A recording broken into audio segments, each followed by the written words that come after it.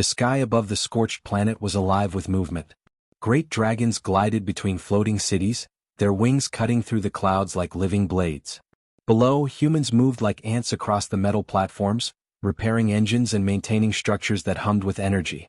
None of the humans were allowed near the dragons except for work, and the dragons had made it clear for centuries, humans were fragile and insignificant, not to be trusted with the sky or fire.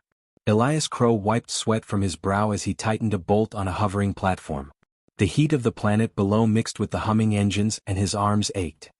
He had always worked here, among the smoke and steel, watching dragons pass above him like gods in the air. He had never touched one, never hoped to. Humans were weak, he knew that. But something about the sky today felt different. A sharp cry cut through the wind. Elias looked up. A small dragon child, no bigger than a human teenager, tumbled from the sky. Its wings were flailing, tiny claws scraping at the air. The humans on the platforms froze. The dragons above screamed warnings, but the laws of the sky were strict. No dragon could interfere while a young one failed a trial. Falling was a test, and failure was meant to be a lesson. Elias didn't think. His heart pounded, and his hands moved before his mind could catch up. He ran across the platform, dodging beams and machinery. The child was falling faster than anything he had ever seen. Every second counted. He could hear the wind whipping around him, could feel the air push against his face like invisible walls. The child's eyes were wide with fear, scales catching the light as it plummeted. For a moment, Elias thought of letting it fall, thinking the dragons would punish him if he tried to save it. But the look in the child's eyes stopped him. This was not just any creature. It was alive. It was screaming silently for help. Elias jumped forward, reaching out with both hands. His fingers brushed the scales, and for an instant, everything slowed. He caught the dragon child against his chest as the world seemed to tilt around them. Sparks of golden light flickered from his hands, small flames dancing but never burning. He had no idea why. Pain, fear, or fire. It didn't matter. The child was safe. The platform shook beneath him, engines groaning as he fell to his knees under the weight of the child. Humans gasped, and dragons above stopped midair, wings frozen. They stared at Elias, a human holding a dragon as if it were fragile and ordinary. The impossible had happened. The child's body was unharmed, its wings trembling but intact. Elias looked down at the flames coiling gently around his hands. They were warm, alive, and strangely obedient. He blinked, unsure if they were real. His chest rose and fell with heavy breaths. The child looked at him, tiny eyes sparkling with trust. Elias had done something no human was supposed to do. Above, the elders of the Dragon Council hissed in shock. They had never seen a human touch a dragon without being burned. They had never seen a human hold the life of a dragon in his hands and survive. Whispers spread across the sky cities. Questions that had been buried for centuries rose again. Who were humans? What were they capable of? Elias did not wait for answers. He focused on the child, wrapping it in a careful embrace. The flames wrapped around him, shielding both of them as if recognizing their connection. It was instinct, not thought, that guided him. Humans were weak in the eyes of the dragons, yes, but this child was in danger. Weak or not, Elias was human, and humans were brave when they had to be. He carried the child across the platform to the safety of a corner, away from the falling debris. His hands were still warm with flames that refused to harm him or the dragon. The child cooed softly, a sound Elias had never heard from any dragon before. It was a sound of relief, of trust, of something small and pure that broke the fear in his chest. A crowd of humans gathered around, silent, staring. They had seen the impossible. Some whispered that he had been chosen. Others said he had been touched by ancient power, though none could explain it. The dragons above circled, uneasy. The elders hovered at the edges of the sky, their eyes like burning stars, watching him with suspicion and awe. Elias did not speak. He only held the child, feeling the small heartbeat against his own. He could feel the weight of the sky pressing down on them, the hum of engines, the whispers of humans, and the sharp, piercing gaze of dragons. Every second was a test. Every breath was proof that the child was alive, that he had survived what no human was meant to survive. For a long moment, the world seemed to pause. Even the wind stopped, leaving only the quiet of shared astonishment. Then the child moved, nuzzling against him as if understanding something that humans could never fully explain. The flames around Elias's hands flickered once, twice, then settled, calm and steady. Elias realized something important. This was not just a fall. It was a beginning. Something old and powerful had awakened. and the dragons above had just witnessed a human step into a place they never thought possible. And the child, small and trembling in his arms, had chosen him without words, without ceremony. Above them the council watched. Below them humans whispered. Elias stood in the middle, holding a dragon child, hands glowing with fire that bent to his will. He did not know what it meant yet. He only knew one thing. He had acted when it mattered most. And the world, dragons and humans alike, would never be the same again. The sky was quiet after the fall, but tension hung heavier than ever. Dragons hovered above the platform, wings stiff, eyes glowing with suspicion. The elders whispered among themselves, their voices sharp like wind across metal. A human had done the impossible. A human had touched dragon life and lived. Some hissed in anger. Some stared in fear. None understood what they had seen. Elias Crow still held the small dragon child close. The flames around his hands had not gone out, but they had calmed, flickering gently like a warm lantern. He looked down at the child, whose scales shimmered gold and red in the sun. Its tiny claws rested lightly against his chest, and for the first time, it seemed almost at peace. "Move him," one elder ordered, a deep, rumbling voice that shook the air. The human workers froze. No one dared interfere. Even Elias hesitated. He had saved the child, but he did not know if he could survive the council's judgment. The dragon child whimpered softly. Elias tightened his hold.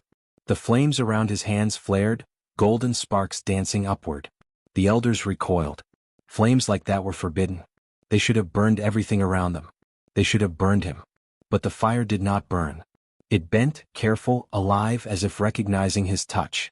One elder, larger than the others and crowned with spikes like molten rock, stepped forward. His eyes were bright, piercing, and old. "How does a human survive dragon fire?" he demanded. "This is impossible. All humans should burn. All humans are weak." Elias did not answer at first. He did not understand himself. He only knew that the child in his arms was safe, and that nothing else mattered. I don't know," he said finally. His voice was quiet but steady. "I didn't want to burn it. I just wanted it safe." A murmur spread among the council. Humans never claimed power. They never acted with courage so directly. Most were weak and fearful. But here, in the heat of the moment, one human had moved, unafraid, and the dragons had seen it. The child stirred again, nuzzling closer to Elias, and the flames pulsed once more, warm and protective. "You are touching the child," another elder hissed. "And yet the fire bends to you. You are chosen. Or cursed. One of the two." Elias shook his head. "I'm not chosen. I'm just human. I did what I had to do." His hands glowed slightly. He could feel the flames responding to his thoughts, not his will.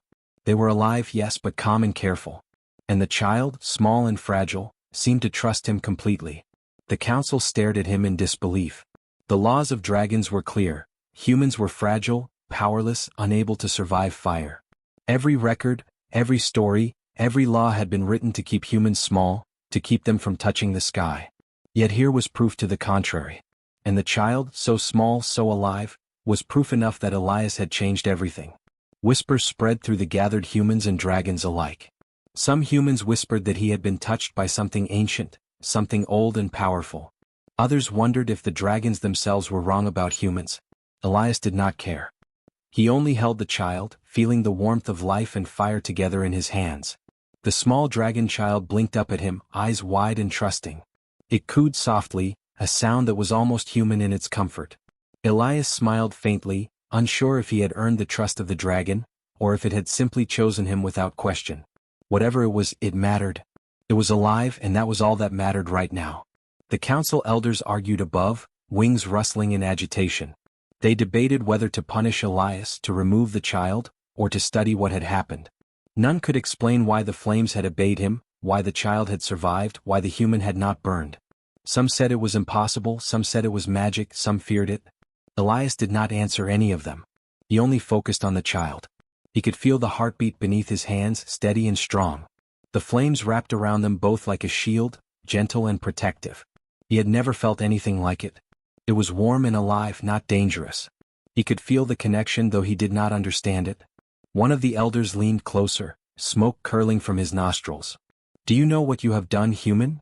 he asked. "Do you understand that dragons are not supposed to survive your touch?" Elias shook his head. "I only know I couldn't let it fall," he said. "That's all I know." I didn't mean to anything else. The elders stared at him for a long moment, eyes narrowing. Then unexpectedly he stepped back. Perhaps, he said slowly, there is more in humans than we remembered. His voice was soft, almost a whisper, but it carried across the platform. The other dragons stopped, listening. The child stirred again, tiny wings flapping weakly. Elias adjusted his hold, careful not to hurt it. The flames around his hands pulsed gently, almost like they were breathing with him. He realized that the fire had chosen to protect, not to punish. It had recognized him and the child as someone who cared. Humans around them began to whisper excitedly, amazed at what they were seeing. Dragons hovered silently, their curiosity stronger than fear now. Even the elders could not look away. Something was happening, something ancient and powerful, that had not been seen in centuries. Elias took a deep breath, letting the warmth of the flames settle around him. He did not know what came next. He only knew that the child was alive, that the fire had not burned him, and that something had changed forever between humans and dragons. Above, the elders finally broke their silence. "Keep him alive," one said. "We must understand this. We must watch. But no harm may come to the child." The others nodded, still wary, still unsure, but agreement was reached. For the first time, a human was no longer helpless in the eyes of dragons. Elias looked down at the child, tiny and trembling, and smiled. He didn't know why the fire had followed him, or why the dragons had stopped, or why the world seemed different now. He only knew one thing: he had done what he was meant to do. And the human who should have burned, had survived. The dragons hovered silently above the platform, their massive wings beating slowly, casting shadows that stretched across the metal floors. Elias Crow stood in the center, still holding the small dragon child. The golden flames around his hands pulsed gently, a living warmth that did not burn but wrapped both human and dragon in a strange calm. The council of elders circled him, eyes sharp and wary, their long necks craning to study every movement. The eldest among them, a dragon with scales dark as molten stone, landed in front of Elias. His eyes glimmered with ancient knowledge, suspicion, and curiosity. "Human," he said, his voice deep and trembling like a storm, "you have done what no human has done before. You have touched dragon life and fire did not consume you. Do you understand the gravity of this act?" Elias shook his head. "I don't understand it myself," he said. "I only know the child was falling. I couldn't let it die." His voice was steady though his heart raced. He could feel the weight of 1,000 eyes on him. The dragons were waiting for him to fail, for the flames to erupt, for the truth of human weakness to be proven. But nothing happened. The council murmured among themselves, their voices like low thunder. "It should have burned him," one elder hissed. "Humans cannot survive dragon fire. Our records are clear. They cannot touch us and live." Elias looked down at the child, who had nestled closer to him, wings trembling but safe. "I didn't touch it to prove anything," he said softly. "I just wanted it safe." The eldest elder's eyes narrowed. He took a step closer, studying Elias carefully. "Perhaps it is not proof of human strength," he said slowly. "Perhaps it is something else. Something we have forgotten." His words hung in the air, strange and heavy, and even the younger dragons stopped whispering. Elias didn't move. He had no idea what the elder meant. He only knew that he had done what any human would have tried to do if they could. The child's heartbeat was steady against his chest, and the flames around his hands were warm and alive. Somehow, in some way they had chosen him. The eldest elder let out a low hiss, almost like a sigh. "Long ago," he said, "humans were different. They walked among us not as weak but as allies. They could touch fire, bend it with their hands and survive.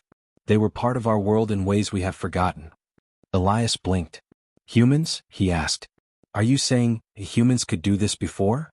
The elder's eyes glinted. "Yes, but it was forbidden. They were dangerous, yes, but not weak. They were fire-bearers. They could connect with dragons in ways we do not fully understand now. The knowledge was lost, erased from memory. The records were burned. And humans were made small, powerless, fragile." Elias's mind raced. "And now, I've awakened it?" he asked, unsure of the words. The flames pulsed gently around his hands, almost as if answering him. The elder's gaze softened, though it did not lose its intensity. "Perhaps," he said. "Perhaps the bond was never gone. Perhaps it waited for a human with courage, a human willing to act without thought of danger, to show us again that we were wrong to underestimate you." A young dragon whispered near the edge of the council, wings trembling.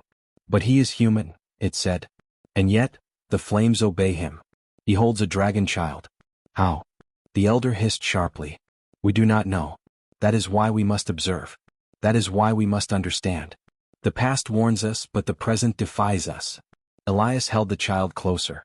Its eyes looked up at him, trusting, and he felt something he had never felt before. A connection, quiet and unspoken, that linked him to the dragon in ways words could not explain. The flames around his hands pulsed again, gentle and warm. He realized that this fire, this strange power, was not his to control. It was alive. It had chosen to protect, and through that, it had chosen him. The council murmured again. The dragons above shifted, uneasy but curious. The elders leaned close to one another, discussing what they feared to admit. Humans were not weak.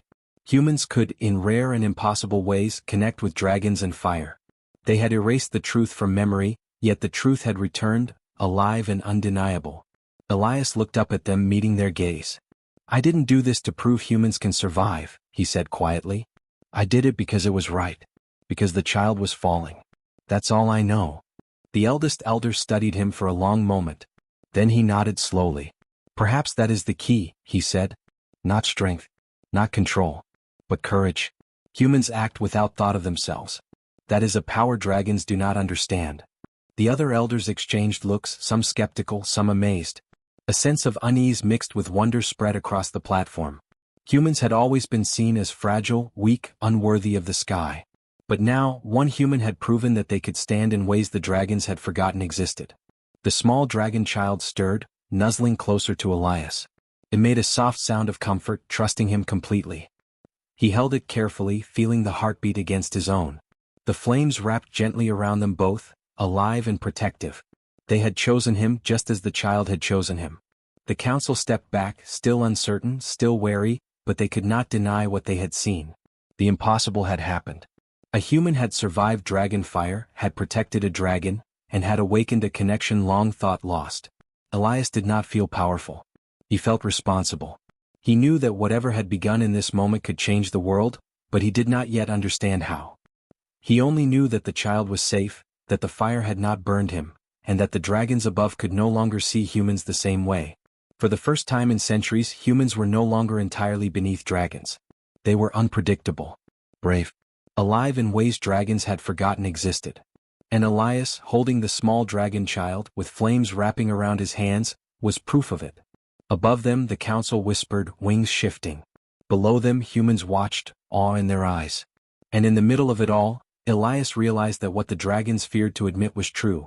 Humans had always been more than they seemed. And perhaps, in this strange, burning connection, dragons and humans could find a new way to understand each other. The sky city trembled with a strange tension. Dragons circled above, wings slicing through the clouds with silent power. Humans moved carefully below, repairing engines, checking systems, and whispering about the impossible event that had occurred days ago. Elias Crow walked among them, still holding the small dragon child. The golden flames around his hands had become quiet now, gentle, like a soft warmth that pulsed with life. But the humans and dragons alike knew something had changed forever. The elders called a meeting high above the platform. Elias was summoned, the dragon child resting safely in his arms.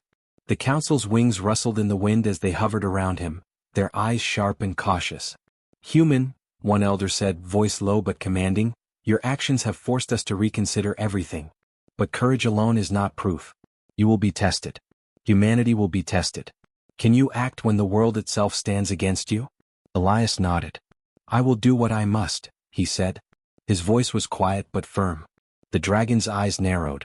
The test was not meant to be simple. Humans were weak, fragile. They had no wings, no fire, no history in the sky. And yet here was one standing before them, holding a dragon child that should have burned him. Suddenly alarms sounded. A massive storm had formed above the city, unusual and violent. Lightning cracked through the clouds and the floating engines shuddered under the pressure.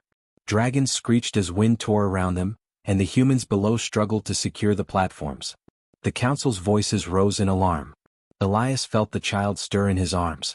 Its tiny claws clutched at his chest, scales trembling.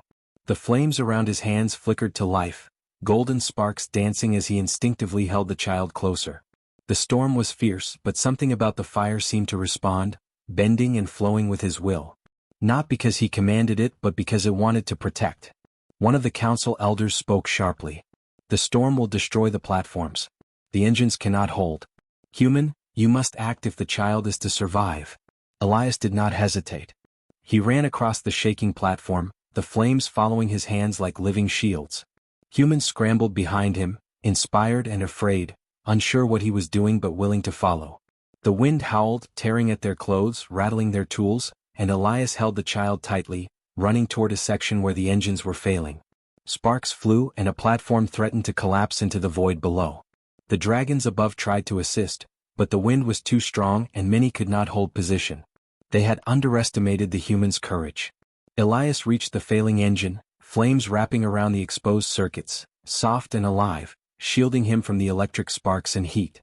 The golden fire flowed over his hands, connecting with the machine and stabilizing it, almost like it understood what needed to happen. The humans behind him worked with renewed energy, seeing that their companion had survived impossible dangers and moved fearlessly.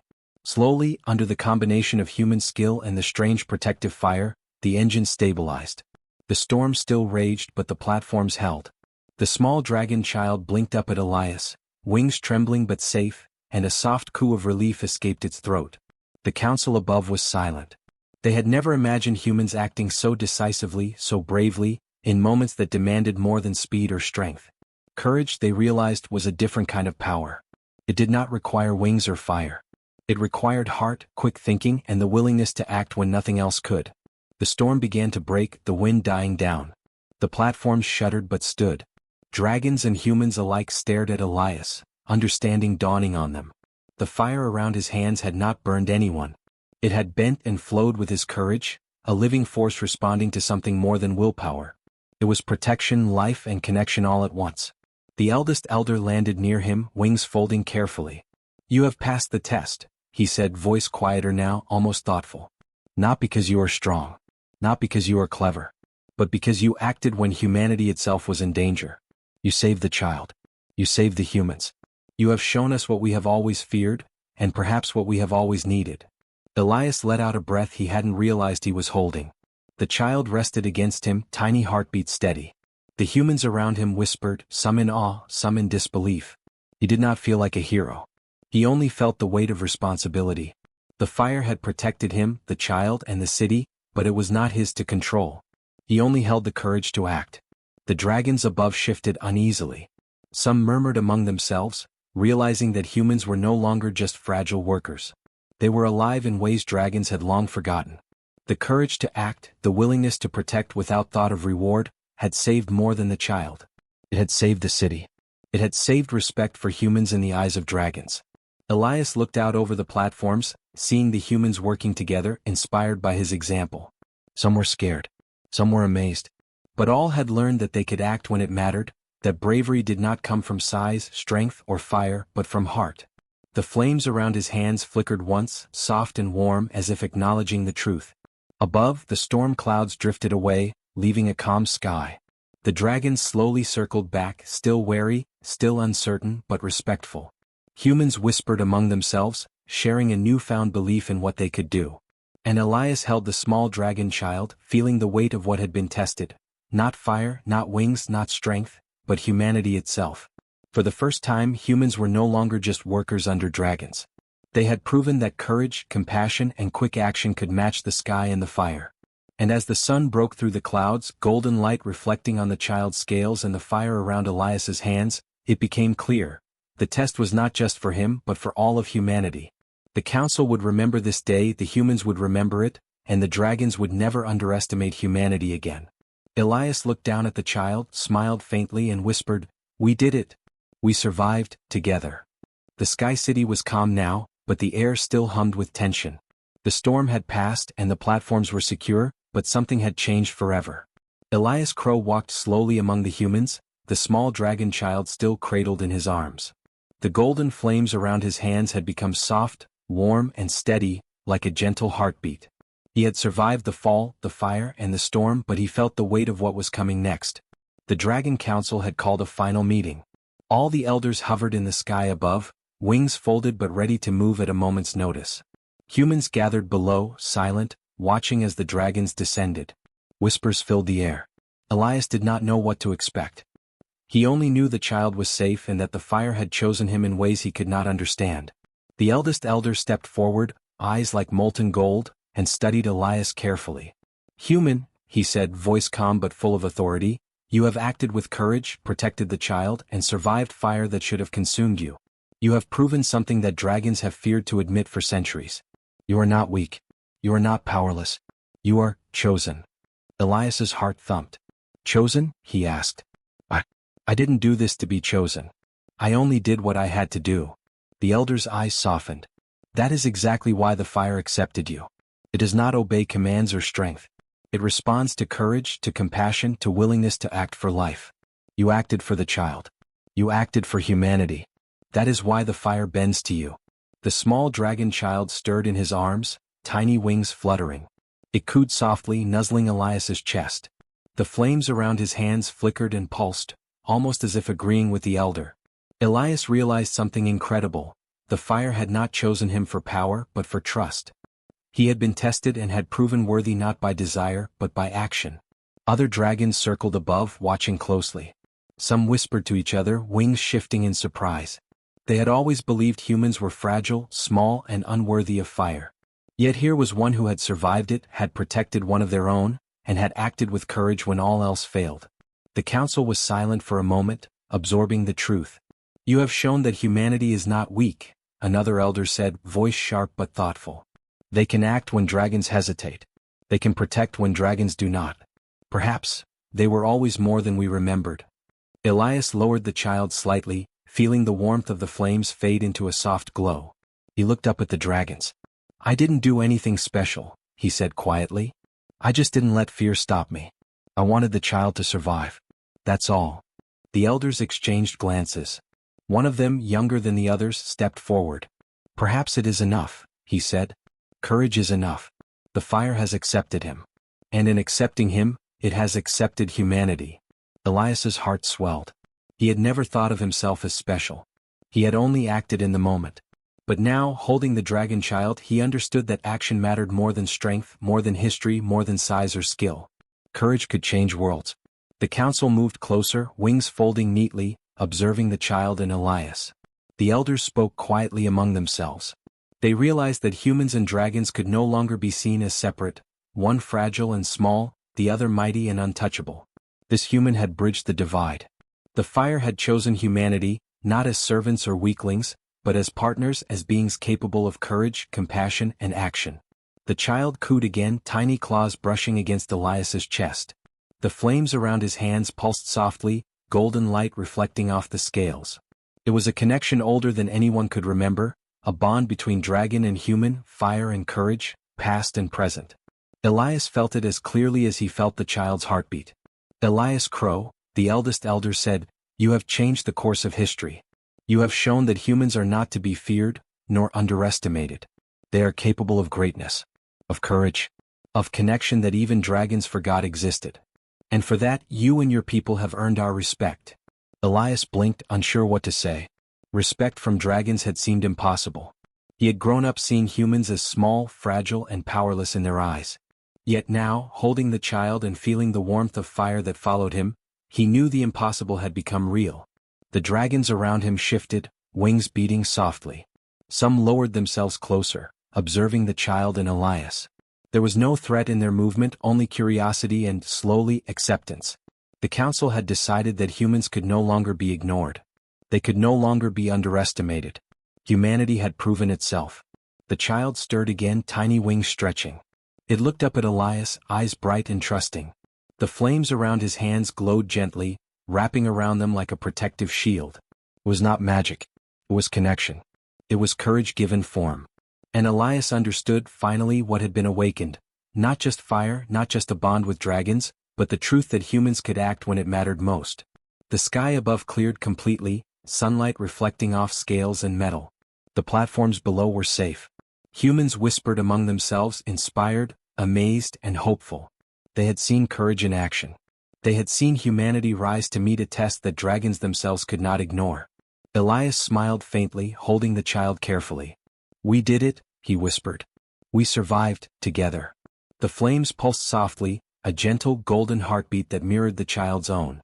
It was the fire of trust, of life, and of courage. The fire had chosen humanity, and it had chosen him. For the first time in centuries, humans were no longer beneath dragons. They were no longer fragile. They were alive, brave, and capable of standing alongside the greatest beings in the sky. Elias had acted, the child had trusted, and the fire had followed.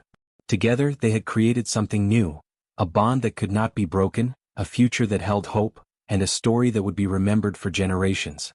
And in the quiet warmth of golden flames, Elias understood the truth. Courage, action, and trust mattered more than strength or size. Humanity had been tested, and humanity had risen. The fire had chosen, and it had chosen well.